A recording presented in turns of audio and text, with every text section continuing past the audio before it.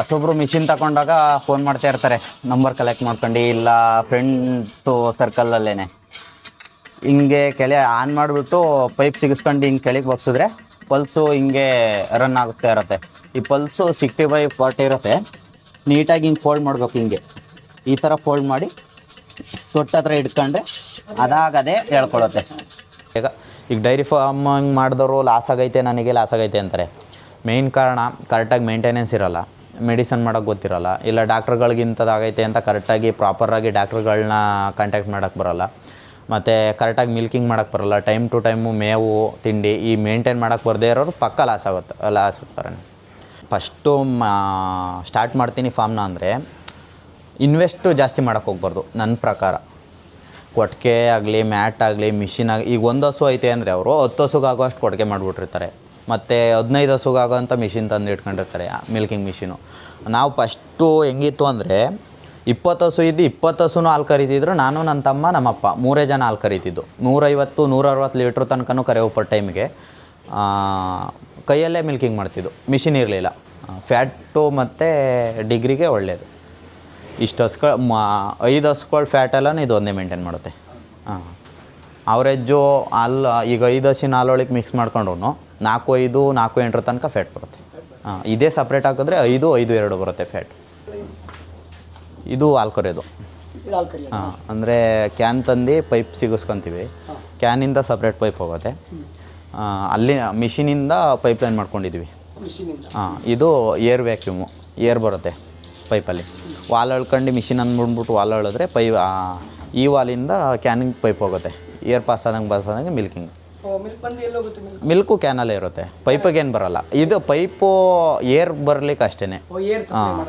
Air supply ಏನಿರುತ್ತೆ air supply ಮಾಡೋಕೆ ಅಷ್ಟೇ. ಹಾಲು ಬಂದು ಕ್ಯಾನಿಗೆ ತುಂಬಿಕೊಳ್ಳುತ್ತೆ. ಮೇವು ಹಾಕ್ತಾಯಿದ್ದಾರೆ.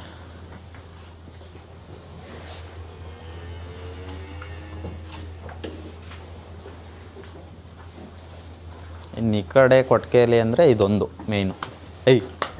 ಗಿರ್ ಕ್ರಾಸು ಮನೇಲಿ ಹುಟ್ಟಿದ್ದೇನೆ. ಇದ್ರಮ್ಮ ತಂದಿದ್ದು ತೀರೋಗ್ಬಿಡ್ತು, ಆ ಕಾರಣಕ್ಕೋಸ್ಕರ ಮಡಿಕೊಂಡಿದ್ದು. ಇವಾಗ 4 ಕನ್ಗಡ್ಸು, ಒಂದು 13-14 ಲೀಟ್ರ್ ಹಾಲು ಕೊಡ್ತಾಯಿದೆ. ಫ್ಯಾಟು ಮತ್ತು ಡಿಗ್ರಿಗೆ ಒಳ್ಳೆಯದು. ಇಷ್ಟು ಹಸುಗಳು 5 ಹಸುಗಳು ಫ್ಯಾಟೆಲ್ಲನೂ ಇದು ಒಂದೇ ಮೇಂಟೈನ್ ಮಾಡುತ್ತೆ. ಅವರೇಜು ಹಾಲು ಈಗ 5 ಹಸಿನ ಹಾಲೊಳಗೆ ಮಿಕ್ಸ್ ಮಾಡ್ಕೊಂಡ್ರು 4-5-4-8 ತನಕ ಫ್ಯಾಟ್ ಬರುತ್ತೆ. ಇದೇ ಸಪ್ರೇಟ್ ಹಾಕಿದ್ರೆ 5-5-2 ಬರುತ್ತೆ ಫ್ಯಾಟ್. ಅತಿ ಹೆಚ್ಚು ಅಂದರೆ ಇದೊಂದೇ. ಪರ್ ಟೈಮ್ಗೆ 17 ಲೀಟ್ರ್ ತನಕನೂ ಕರೆದಿದ್ವಿ ಇದರಲ್ಲಿ. ಒಂದು ಟೈಮಿಗೆ 180. ಒಂದು ಟೈಮಿಗೆ 180.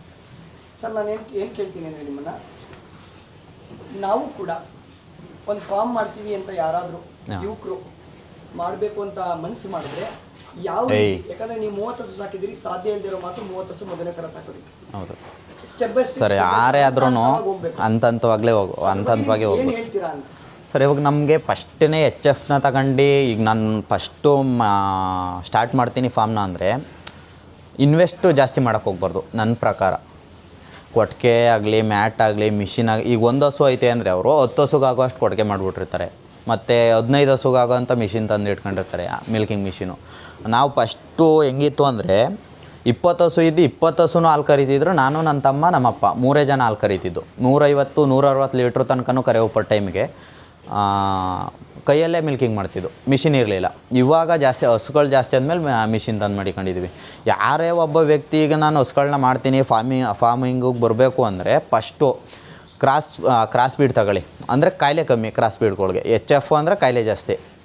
ಈಗ ಹ್ಯುಮ್ಯಾನಿಟಿ ಪವರು ಕಮ್ಮಿ ಇರುತ್ತೆ HFಗಳಿಗೆ. ಈಗ ಬಿಸಿಲು ತಡೆಯೋದಾಗಲಿ ಏನು ಮಾಡಿಬಿಡ್ತಾರೆ ಅಂದರೆ ತಂದರೆ ನಾರ್ಮಲಾಗಿ ಈಗ ಹಳ್ಳಿ ಕಾರು ಮತ್ತು ಎಮ್ಮೆ ಈ ಥರ ಎಲ್ಲ ಮೇಸಿ ಅಭ್ಯಾಸ ಇರುತ್ತಲ್ಲ, ನೋಡಿರ್ತಾರೆ ಚಿಕ್ಕ ವಯಸ್ಸಿಂದ. ಹೊಲ್ದ ಹತ್ರ ತಗೊಂಡೋಗಿ ಕಟಾಕ್ಬಿಟ್ರೆ ಮೇದಿರ್ತವೆ, ಸಂಜೆ ತಂದು ಹಾಲು ಕರೆ ನನ್ನ ಕೆಪಾಸಿಟಿಲಿ ಇರ್ತಾರೆ ಒಬ್ಬರು. ಈಗ ನಾನು ಬಂದಿದ್ದೀನಿ ಅಂದರೆ ನಾನೀಗ ಬೆಳಗ್ಗೆ ಅಷ್ಟೊತ್ತಿಗೆ ಎಲ್ಗೂ ಯಾವುದೇ ಫಂಕ್ಷನ್ಗೆ ಹೋದರೂ ಕರೆಕ್ಟಾಗಿ 5 ಗಂಟೆ 6 ಗಂಟೆ ಅಷ್ಟರೊಳಗೆ ಇಲ್ಲೇ ಇರ್ತೀನಿ. ಇಲ್ಲಾಂದ್ರೂ ನನ್ನ ತಮ್ಮ ಇಲ್ಲ ನಮ್ಮಪ್ಪ ಯಾರಾದರೂ, ಈಗ 1 ಇರಲಿ 10 ಇರಲಿ, ಯಾರಾದರೂ ಒಬ್ಬ ಮನುಷ್ಯ ಹಸುಗಳ ಹತ್ರ ಇರಲೇಬೇಕು. ಅಲ್ಲೇ ಈಗ ಹಸು ಐತೆ ಅಂದ್ರೆ ಅದು ಮಗ್ಳಲ್ಲೇ ಇರೋದು ಅಂತಲ್ಲ, ಒಟ್ನಲ್ಲಿ ಮನೆ ಹತ್ರ ಒಬ್ಬ ಮನುಷ್ಯ ಇರಲೇಬೇಕು. ಹಸುಗಳು ಐತೆ ಅಂದಮೇಲೆ ಎಷ್ಟೇ ಇರಲಿ, ಅದು 100 ಇರಲಿ, 1 ಇರಲಿ, 10 ಇರಲಿ, ಒಬ್ಬ ಮನುಷ್ಯ ಇರಲೇಬೇಕು. ಈಗ ಹೊಸ್ದಾಗಿ ಮಾಡ್ತಾಯಿದ್ದೀನಿ ಅಂದರೆ ಕ್ರಾಸ್ ಮಿಕ್ಸ್ ಹಸು ಕಟ್ಕೊಳ್ಳಿ. ಹಾಲು ಕರೆಯೋದು ಯಾವ ಥರ, ಅದ್ರ ಮೇಂಟೆನೆನ್ಸು, ಟೈಮಿಗೆ ಯಾವ ಥರ ಮೇವು ಹಾಕಬೇಕು, ಯಾವ ಥರ ತಿಂಡಿ ಹಾಕಬೇಕು ಅಂತ ಫಸ್ಟ್ ತಿಳ್ಕೊಳ್ಳಿ. 1 ರಿಂದ 2 ತಿಂಗಳು ಅದರಲ್ಲಿ ಅನುಭವ ಪಡ್ಕೊಂಡು ಆ ನಂತರ ನೀವು ಎಷ್ಟು ಹೊತ್ತು ಮಾಡ್ತೀರೋ 15 ಮಾಡ್ತೀರೋ ಆ ಥರ ಡಿಪೆಂಡ್ ಮಾಡ್ಕೊಂಡು ಮುಂದಕ್ಕೆ ಹೋಗ್ಬೋದು ಅಷ್ಟೇ.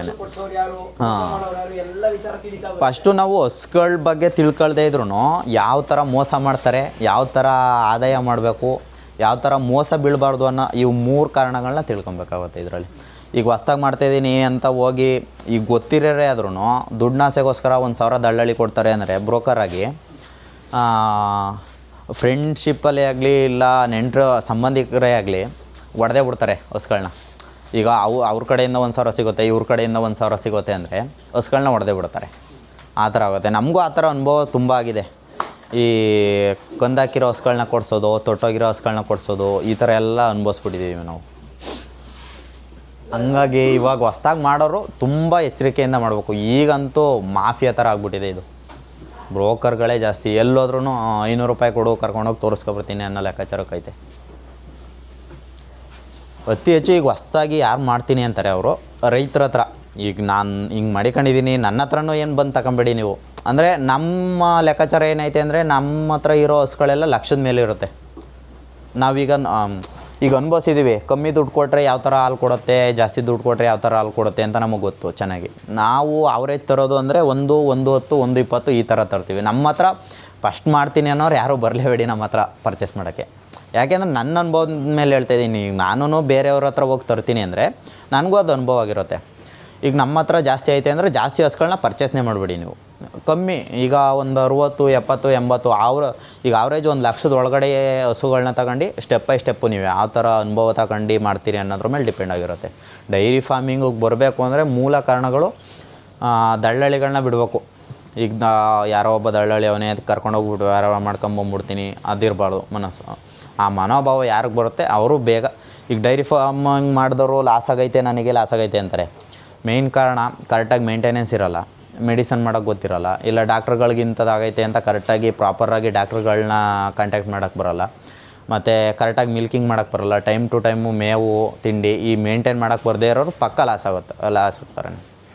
ನಾವು 10 ವರ್ಷದಿಂದ ಹಸುಗಳನ್ನ ಮಾಡ್ಕೊಂಡು ಫಸ್ಟ್ ಕಮ್ಮಿ ಇದು, ಆಮೇಲೆ ಜಾಸ್ತಿ ಮಾಡ್ಕೊಂಡು ಮನೆ ಕಟ್ಟಿದ್ದೀವಿ. ಗಿಲವ್ ಮಾಡಿಕೊಂಡು ಗೃಹಪ್ರವೇಶ ಮಾಡಿಕೊಂಡು ಟ್ಯಾಕ್ಟ್ರೂ ಇದೆ ಒಂದು. ನಾನು ಮದುವೆ ಆಗಿರೋ ಸಾಲ ತೀರಿಸಿದ್ದೀನಿ. ಈಗ ನನ್ನ ತಮ್ಮ ರೆಡಿ ಅವನೇ, ನನ್ನ ತಮ್ಮನ ಮದುವೆ ಮಾಡೋಕ್ಕೂ ರೆಡಿ ಇದ್ದೀವಿ ನಾವು. ಇಲ್ಲ ಇನ್ನೊಂದು 2 ವರ್ಷ. ಈಗ ಒಬ್ಬ ಮಾಡ್ತಾವನೆ ಅಂದ್ರೆ ಮನೆ ಜನನೂ ಸಪೋರ್ಟ್ ಮಾಡಿದ್ರೆ ಏನು ಬೇಕಾದ್ರೂ ಮಾಡ್ಬೋದು. ಮೇಯ್ನ್ ಪಾತ್ರ ಬಂದು ಮನೆ ಜನ ಸಪೋರ್ಟ್ ಮಾಡಬೇಕು. ಈಗ 1 ಆಗಲಿ 10 ಆಗಲಿ ಎಷ್ಟಾಗಲಿ ಮನೆ ಜನ ಸಪೋರ್ಟ್ ಮಾಡಲಿಲ್ಲ ಅಂದರೆ ಒಬ್ಬ ಮನುಷ್ಯನ ಕೈಲಿ ಏನೇ ನಾನು ಎಷ್ಟೇ ಕಷ್ಟ ಬಿದ್ದು ಮಾಡ್ತೀನಿ ಅಂದರೂ ಒಬ್ಬನ ಕೈಲಾಗಲ್ಲ. ಆದಾಯ ಅಂದರೆ ಇವಾಗ 3 ಲಕ್ಷ ಇನ್ಕಮ್ ಬರುತ್ತೆ ಒಂದು ತಿಂಗಳಿಗೆ ಅಂದ್ಕೊಂಡ್ರು. 3 ಲಕ್ಷ ಬರೀ ಇವಕ್ಕೇನೆ ಹೋದ್ರೂ ಅಡಿಷನ್ ದುಡ್ಡು ಅಂತ ಬರುತ್ತೆ. ಲೀಟ್ರಿಗೆ 5 ರೂಪಾಯಿ ಸಹಾಯಧನ ಕೊಡ್ತಾರೆ, ಅದು ಬರುತ್ತೆ. ಮತ್ತು ಗೊಬ್ಬರದ ದುಡ್ಡು ಉಳಿಯುತ್ತೆ. ಇದೆಲ್ಲ ಹೋದ್ರೂ ಹೇಳ್ತಾ ಇರೋದು ಎಲ್ಲ ಹೋಗಲ್ಲ. 3 ಲಕ್ಷನೂ ನಾವು ಇದಕ್ಕೆ ಬಂಡವಾಳ ಹಾಕಲ್ಲ. ಮೇವು ತಿಂಡಿ ಇವಕ್ಕೆಲ್ಲ ಏನು ಅಷ್ಟು ಬಂಡವಾಳ ಹಾಕಲ್ಲ. ಈಗ ಒಂದು ಟೈಮಿಗೆ ನಾನು 5,000 ರೂಪಾಯಿ ನಾಲ್ ಹಾಕ್ತಾಯಿದ್ದೀನಿ ಅಂದರೆ ಒಂದು ದಿನಕ್ಕೆ 10,000 ರೂಪಾಯಿ ನಾಲಾಗುತ್ತೆ. 10,000 ರೂಪಾಯಿನಲ್ಲಿ 6,000 ಹೋಗಿ 4,000 ಉಳಿದ್ರು 4 ಜನ ಮೇಂಟೈನ್ ಮಾಡ್ತಿದ್ದೀವಿ ಅಂದರೆ ಅವ್ರು ಕೂಲಿ ಅಂದ್ಕೊಂಡ್ರು ಒಬ್ಬ ಮನುಷ್ಯಗೆ 1,000 ಆದಾಯ ಇರುತ್ತೆ ಒಂದಿನ. 2 ಲಕ್ಷ ನಿರೀಕ್ಷೆ ಮಾಡ್ತಿದ್ದೀರಾ ಸರ್ ಪ್ರತಿ ತಿಂಗಳು? ಹ್ಞೂ ಸರ್, 1.5 ಲಕ್ಷದಿಂದ 2 ಲಕ್ಷದ ಹತ್ರ ಆದಾಯ ಆಗುತ್ತೆ ನಮಗೆ. ಅದ್ರ ಜೊತೆಗೆ ಖುಷಿ ಏನಂದರೆ ಮನೇಲಿ ತಂದೆ ತಾಯಿ ಜೊತೆ ಅದಂತೂ ಬೆಸ್ಟು ಸರ್. ಎನ್ವೈರನ್ಮೆಂಟ್ ಜೊತೆ ಏನು ಈಗ ನಾನು ಆರಾಮಾಗಿ ಎಲ್ಲರೂ ಹೊರಗಡೆ ಹೋಗಿದ್ದೀನಿ ಅಂದ್ರೆ ಅವರೇ ಮಾಡ್ಕೊತಾರೆ. ಹೊರಗಡೆ ಎಲ್ಲೂ ಹೋಗಿಲ್ಲ, ಸುಮ್ಮನೆ ಮನೆಗಿದ್ದೀನಿ ಅಂದರೂ ಹೇಳ್ಸಲ್ಲ ನಮ್ಮ ಮನೆಯವರು. ಅವರೇ ಮೇವು ಸುರ್ಕೊತಾರೆ, ಅವರೇ ತೊಪ್ಪೆ ಬಚ್ಚಿರ್ತಾರೆ ಎಲ್ಲ. ಈಗ ನಮ್ಮ ಹತ್ರ ನಮ್ಮ ಮನೇಲಿ ಯಾರ್ಯಾರು ಇರ್ತೀವಿ ಅವರು ಭಂಗ ಮಾಡ್ಕೊಂಡು ಹೋಗ್ತೀವಿ ಕೆಲಸ ಏನಿರುತ್ತೆ. ಹೌದು. ಇಲ್ಲ ಸರ್, ಅವಳು ಫುಲ್ ಸಪೋರ್ಟಿವ್ ಇದ್ದಾಳೆ ಸರ್. ಅವಳಿಗೂ ಎಲ್ಲನೂ ಬರುತ್ತೆ. ಅವಳು ಫಸ್ಟು ನಮ್ಮೂರೇನೆ, ನಮ್ಮ ಅತ್ತೆ ಮಗಳೇನೆ. ಅವ್ರ ಮನೇಲೂ ಹಸುಗಳಿದೆ. ಅವಳು ಫಸ್ಟು ಎಲ್ಲದರಲ್ಲೂ ಎಲ್ಲ ಥರನೂ ಪಳಗ್ಬಿಟ್ಟವಳೆ ಹಸುಗಳಲ್ಲಿ. ಅವಳು ಮೆಡಿಸನ್ ಮಾಡ್ತಾಳೆ. ಅವಳಿಗೂ ಮೆಡಿಸನ್ ಬಗ್ಗೆ ಗೊತ್ತು. ಹಿಂಗೆ ಕಾಯಿಲೆ ಬಂದೈತೆ ಅಂದರೆ ಇಂಜೆಕ್ಷನ್ ಮಾಡೋದು ಒಂದ್ಬಿಟ್ರೆ ಟ್ಯಾಬ್ಲೆಟ್ ಎಲ್ಲ ಕೊಡ್ತಾಳೆ. ನನ್ನ ತಮ್ಮ ಇದ್ದಾನೆ, ನನ್ನ ತಮ್ಮಂಗೆ ಕೊಟ್ಬಿಟ್ಟು ಮಾಡಿಸ್ತಾಳೆ. ಹಾಂ, ಪ್ರತಿಯೊಬ್ರದ್ದು ಸಪೋರ್ಟಿವ್ ಇದೆ ಸರ್ ನನಗೆ. ತಮ್ಮವ್ರಿಗೂ ಒಳ್ಳೆ ಮರದಿ ಸಿಕ್ಬಿಟ್ರೆ ಗೆದ್ರಿ. ಓ, ಈಗ ಹೆಂಗೈತೆ ಫ್ಯಾಮಿಲಿ ಹಿಂಗೆ ಹೋಗ್ಬಿಡುತ್ತೆ. ಹಿಂಗೆ ಇರ್ಬೇಕು ಸರ್, ನನ್ನ ತಂದೆ ಯಾವಾಗಲೂ ಜೊತೆಲಿರ್ಬೇಕು. ಈಗ ನಾನು ಮಾಡ್ತೀನಿ ಅಂದ್ರೆ ಅವನು ಆಯಿತು ಬಿಡು ಅಂತಾನೆ, ಅವ್ನು ಮಾಡ್ತೀನಿ ಅಂದ್ರೆ ಆಯಿತು ನಡಿಯಪ್ಪ ನಿನ್ಗಿಲ್ದಿರೋದು ಯಾಕೆ ಅನ್ನೋ ಲೆಕ್ಕಾಚಾರಕ್ಕೆ ಇದೀವಿ ನಾವು ಫ್ಯಾಮಿಲಿ. ಸರ್ ನಮಸ್ತೆ. ನಿಮ್ಮ ಹೆಸರು ಸರ್? ಸಚಿನ್.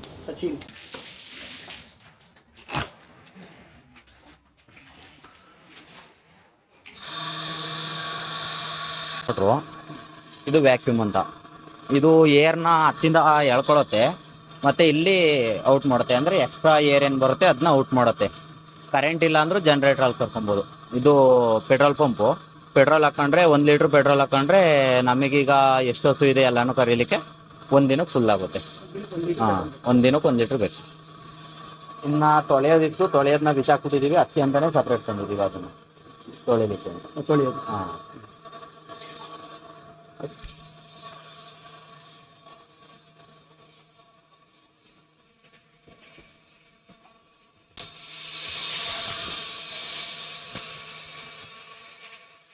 ಒಬ್ಬರು ಮಿಷಿನ್ ತಗೊಂಡಾಗ ಫೋನ್ ಮಾಡ್ತಾ ಇರ್ತಾರೆ, ನಂಬರ್ ಕಲೆಕ್ಟ್ ಮಾಡ್ಕೊಂಡು, ಇಲ್ಲ ಫ್ರೆಂಡ್ಸು ಸರ್ಕಲಲ್ಲೇನೆ ಹಿಂಗೆ ಕೆಳ ಆನ್ ಮಾಡಿಬಿಟ್ಟು ಪೈಪ್ ಸಿಗಿಸ್ಕೊಂಡು ಹಿಂಗೆ ಕೆಳಗೆ ಬಗ್ಸಿದ್ರೆ ಪಲ್ಸು ಹಿಂಗೆ ರನ್ ಆಗ್ತಾ ಇರುತ್ತೆ.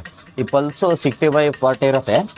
ನೀಟಾಗಿ ಹಿಂಗೆ ಫೋಲ್ಡ್ ಮಾಡ್ಬೇಕು. ಹಿಂಗೆ ಈ ಥರ ಫೋಲ್ಡ್ ಮಾಡಿ ತೊಟ್ಟ ಹತ್ರ ಇಟ್ಕೊಂಡ್ರೆ ಅದಾಗದೇ ಹೇಳ್ಕೊಳುತ್ತೆ.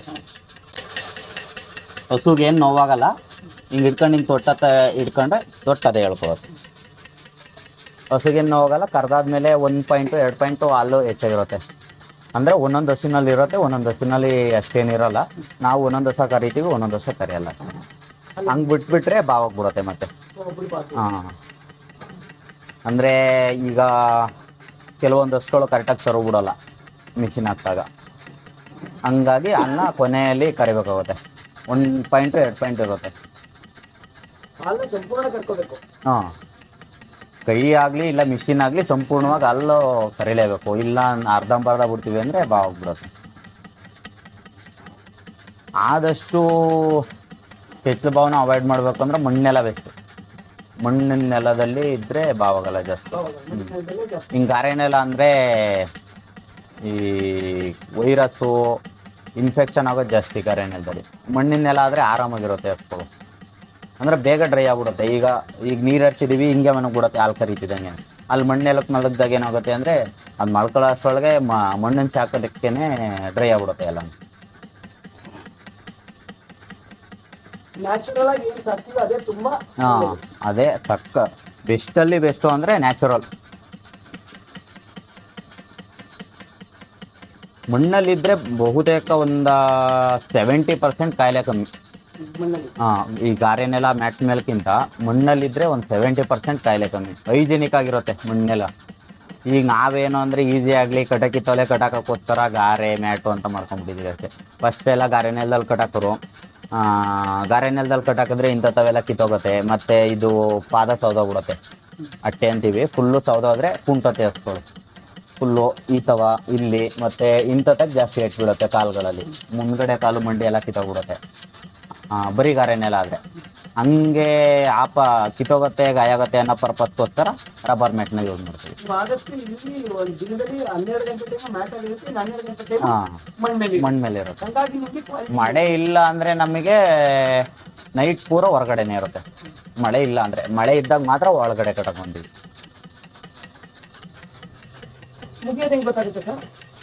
ಗೊತ್ತಾಗ್ಬಿಡುತ್ತೆ. ಅಂದರೆ ಫುಲ್ಲು ಎಲ್ಲ ಇದಾಗೋಗುತ್ತೆ, ಸಣ್ಣ ಬಿಡುತ್ತೆ, ಸುಂಡೋದಂಗೆ ಆಗುತ್ತೆ. ಒಂದೊಂದು ಹಸುಗಳಲ್ಲಿ ಅದಾಗ ಅದೇ ಬಿದ್ದೋಗ್ಬಿಡುತ್ತೆ. ಇಲ್ಲ ಅಂದರೆ ಒಂದೊಂದು ಹಸಿನಲ್ಲಿ ನಾವು ತೆಗಿಬೇಕು ಅಷ್ಟೇ. ಹಿಂಗೆ ಸ್ವಲ್ಪ ಪುಷ್ ಮಾಡಿ ಇಟ್ಕೊಂಡ್ರೆ ಕೆಳಗಡೆಗೆ ಭಾರ ಕೊಟ್ಟು ಇರೋ ಹಾಲು ಸಂಪೂರ್ಣ ಕರ್ಕೊಳ್ಳುತ್ತೆ. ಒಂದೊಂದು ಹಸುಗಳಲ್ಲಿ ಎಷ್ಟೇ ಪುಷ್ ಮಾಡಿ ಇಟ್ಕೊಂಡ್ರೂ ಬರಲ್ಲ. ಅವಾಗ ಕೈಲಿ ಕರಿಬೇಕು. ಒಂದು 30 ಹಸು ಅಂದರೆ ಒಂದು 2 ಗಂಟೆ ಟೈಮ್ ಬೇಕಾಗುತ್ತೆ. ಹಾಂ, 8:30 ತನಕ ಟೈಮ್. ಅಂದರೆ ನಮ್ಮ BMC ಅಲ್ವಾ, ಇಲ್ಲೇ ಅಲ್ಲಿ ಚಿಲ್ಲಿಂಗ್ ಆಗುತ್ತಲ್ಲ ಇರುತ್ತೆ. ಹಾಂ,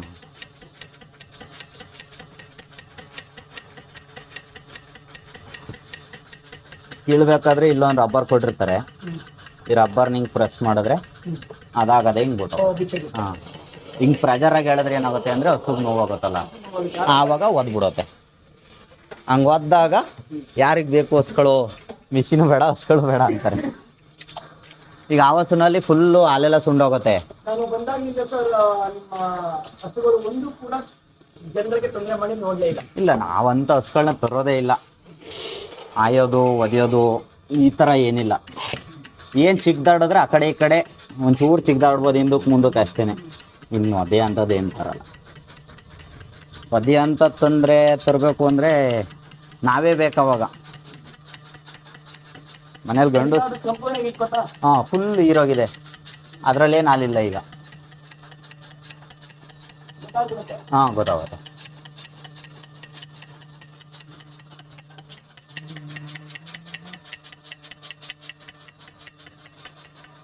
ಫುಲ್ ಆದಷ್ಟು ಈಗ ಹೊಸ್ದಾಗಿ ಮಾಡ್ತೀನಿ ಅಂದರೆ ಅವರು ವೈಯಕ್ತಿಕವಾಗಿ ಅವ್ರು ಪರ್ಸ್ನಲ್ಲಾಗಿ ಅವರೇ ನಿಂತ್ಕೊಬೇಕು. ಶೆಡ್ ಮಾಡ್ಕೊಳ್ಳಿಕ್ಕೆ ಇನ್ನಿತರೆ ಕೆಲಸಗಳೇನಿರ್ತವೆ ಎಲ್ಲನೂ ಅವರೇ ಓನಾಗಿ ಮಾಡ್ಕೊಬೇಕು. ಎಲ್ಲದಕ್ಕೂ ದುಡ್ಡು ಕೊಟ್ಟು ಮಾಡ್ತೀನಿ ಅಂದರೆ ನಿಜವಾಗ್ಲೂ ಅವರು ವೇಸ್ಟ್. ಎಲ್ಲದಕ್ಕೂ ದುಡ್ಡು ಹಾಕ್ಬಿಟ್ಟು ಡೆಡ್ ಅಮೌಂಟ್ ಅದು.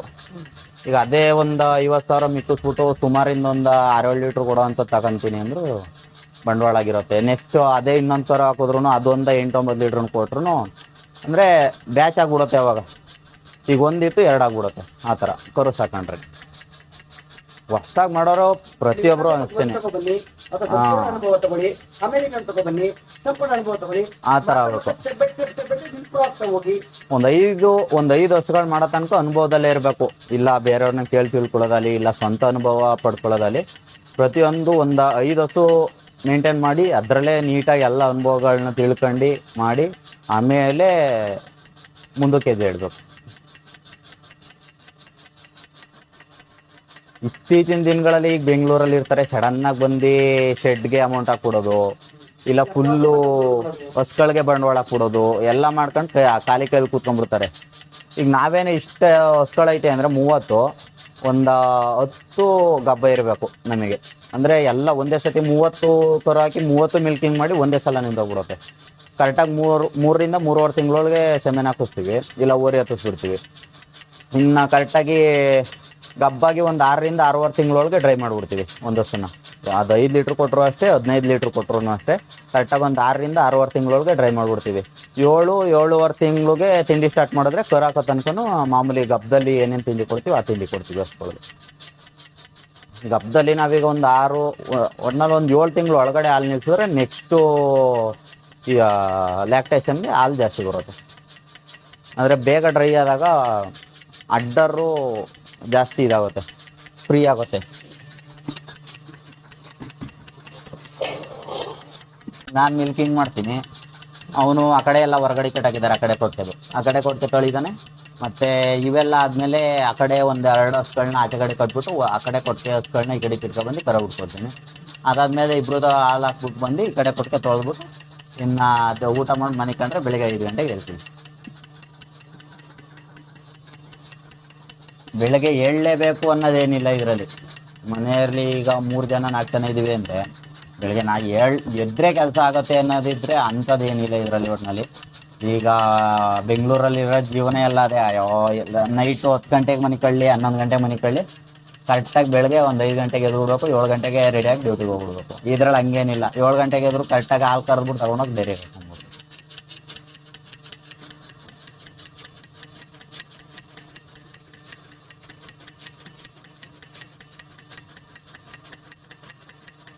ಆಡ್ಕೊಳ್ಳೋರು ಈಗ ಊರಲ್ಲಿ ಹೇಳ್ತಾ ಇರ್ತಾರೆ, ನಮಗೂ ಹೇಳಿದ್ರು, ಅಯ್ಯೋ ಇವ್ರ ಕೈಲಿ ಆಯ್ತದ ಪೋಲಿವು ಹಂಗೆ ಹಿಂಗೆ ಅಂತ.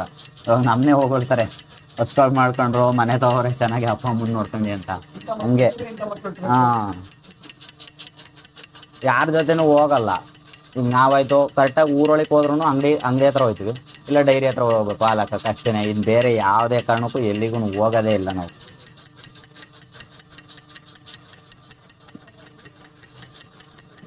ಇದೇ ಅವಳಿ ಜವಳಿ ಹಾಕಿದ್ದು, ಟ್ವಿನ್ಸ್ ಹಾಕಿತ್ತು ಹೆಣ್ಗರುನ. ಅದು ನನ್ನ ಫೋನಲ್ಲಿದೆ, ಕಳಿಸ್ಕೊಡ್ತೀನಿ. ಅಂದರೆ 2 ಡಿಫ್ರೆಂಟ್ ಕಲರಲ್ಲಿ ಹುಟ್ಟಿದ್ದು. ಒಂದು ವೈಟ್ ಜಾಸ್ತಿ ಇತ್ತು, ಇನ್ನೊಂದು ಬ್ಲ್ಯಾಕ್ ಜಾಸ್ತಿ ಇತ್ತು. ಕಲ್ಕತ್ತಾಗಿ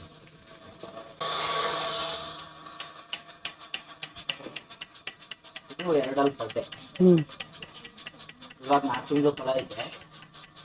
8.5 ಲೀಟ್ರ್ 9 ಲೀಟ್ರ್ ಹಾಲು ಬರ್ತೈತೆ. ಫಸ್ಟ್ ಬಂದಾಗ ಒಂದು 12ರಿಂದ 13 ಲೀಟ್ರ್ ಬಂದಿದೆ. ಯಾವತ್ತೂ ನಾನು ತರಲಿಲ್ಲ. ಇವತ್ತು ನಾನು ತರ್ತೀನಿ.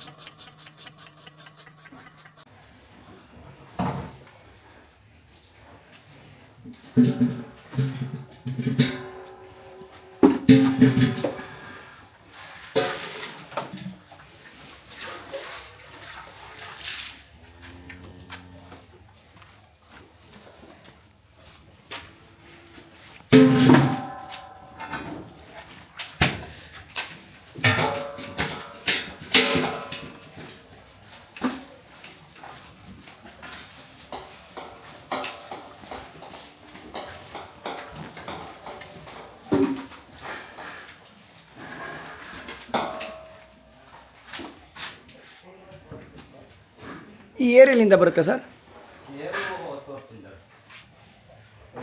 ಅಕ್ಕೊಂದು ಮಿಷಿನ್ ಇರುತ್ತಾ?